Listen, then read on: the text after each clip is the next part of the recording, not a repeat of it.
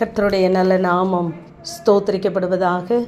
எபேசியர் 4 அதிகாரம் 32 ஒருவருக்கொருவர் தயவாயும் மன உருக்கமாயும் இருந்து கிறிஸ்துவுக்குள் தேவன் உங்களுக்கு மன்னித்தது போல நீங்களும் ஒருவருக்கொருவர் மன்னியுங்கள் என்று வாசிக்கிறோம்.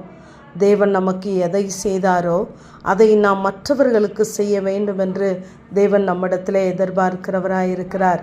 அப்படி நாம் செய்யாத பட்சத்திலே நாம் பெற்றுக்கொண்ட, அதாவது மீட்கப்படும் நாளுக்கென்று முத்திரையாக பெற்ற அந்த பரிசுத்த ஆவியை நாம் துக்கப்படுத்துகிறோம் என்று முந்தின வசனங்களிலே நாம் வாசிக்கிறோம்.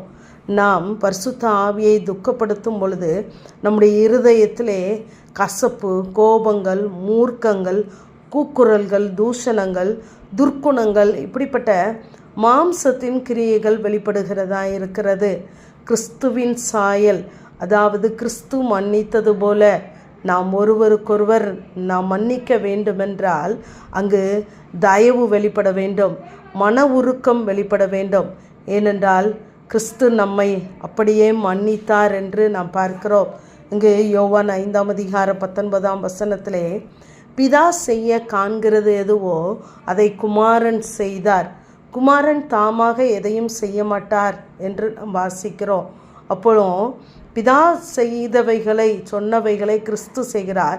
கிறிஸ்து நமக்கு செய்தது போல, மன்னித்தது போல நாமும் மன்னிக்க வேண்டும், காரியங்களை செய்ய வேண்டும் என்று தேவன் நம்மிடத்திலே எதிர்பார்க்கிறவராயிருக்கிறார். தேவன் நமக்கு எப்படி மன்னித்தார் என்று நாம் பார்ப்போமானால், இங்கு ரோமரிலே நாம் வாசிக்கிறோம், முற்காலத்திலே நாம் எப்படிப்பட்டவர்களாய் இருந்தோம் என்று அவர் சொல்லுகிறார். நாம் அங்கு புத்திர சுவிகாரமும் மகிமையும் உடன்படிக்கையும் நியாயப்பிரமாணங்களும் தேவ ஆராதனைகளும் வாக்குத்தத்தங்களும் அவர்களுடையதாய் இருந்தது, பிதாக்கள் அவர்களுடையவைகளே என்று நாம் வாசிக்கிறோம். எபேசியர் 2 அதிகாரம் 3 முற்காலத்திலே நாம் மாம்சத்தின் இச்சையின்படியே நடந்து மாமிசமும் மனசும் விரும்பினவைகளை செய்து சுவாபத்தினாலே மற்றவர்களைப் போல கோபாக்கினையின் பிள்ளைகளாய் இருந்தோம் என்று வாசிக்கிறோம். அதே அதிகாரம் 12 நாம் கிறிஸ்துவை சேராதவர்களும் இஸ்ரவேலினுடைய காணியாட்சிக்கு புறம்பானவர்களும் வாக்குத்தத்தங்களுக்கும் உடன்படிக்கைகளுக்கும் அந்நியரும் நம்பிக்கை இல்லாதவர்களும் தேவன் அற்றவர்களுமாய் இருந்தோம்.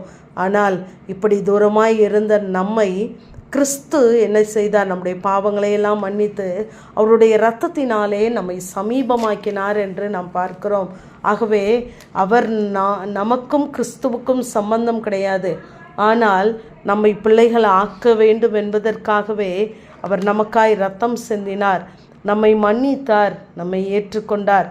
ஆகவேதான் அங்கு கிறிஸ்து சிலுவையிலே தன்னை அறைய ஒப்பு கொடுக்கும் பொழுது கூட பிதாவை பார்த்து, இவர்களுக்கு மன்னியும், தாங்கள் செய்கிறது இன்னதென்று அறியாதிருக்கிறார்களே என்று தன்னுடைய உச்சக்கட்ட வேதனையிலும் கூட நம்மை இழக்க விரும்பாத தேவன் அங்கு நாம் வாசிக்கும் பொழுது யோவான் 18 அதிகாரம் 9 நீர் எனக்கு தந்தவர்களில் ஒருவரையும் நான் இழந்து போகவில்லை என்று சொல்லிய வசனம் நிறைவேறத்தக்கதா என்று நாம் வாசிக்கிறோம்.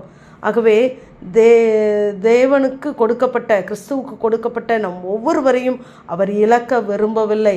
அப்படி தன்னை குற்ற நிவாரண பலியாக அந்த சிலுவையிலே ஒப்பு கொடுக்கப்படும் பொழுது கூட நம்மை அவர் சந்ததியாக பார்த்தார் என்று ஏசாயா 53:10 நாம் வாசிக்கிறோம்.